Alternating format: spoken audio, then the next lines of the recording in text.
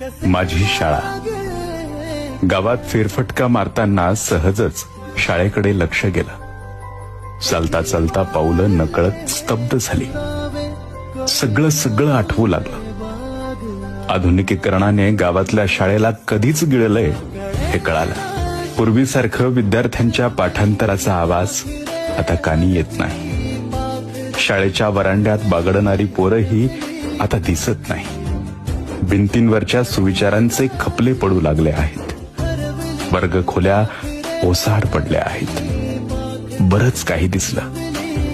हे सगळं पाहून लक्षात आलं, गावातल्या शाळेत रोज भरणारी पाखरांची शाळा आमच्या अपेक्षांनी कायमची उद्ध्वस्त केली आहे.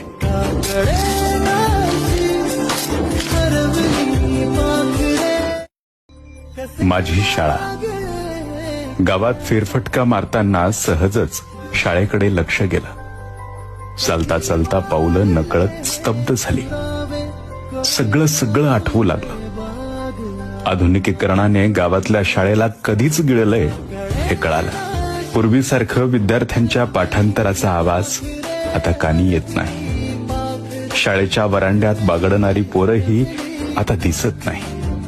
भिंतींवरच्या सुविचारांचे खपले पडू लागले आहेत. वर्गखोल्या ओसाड पडल्या आहेत. बरंच काही दिसलं.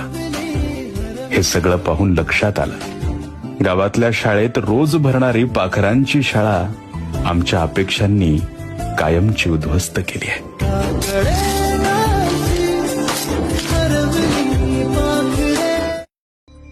माझी शाळा. गावात फेरफटका मारताना सहजच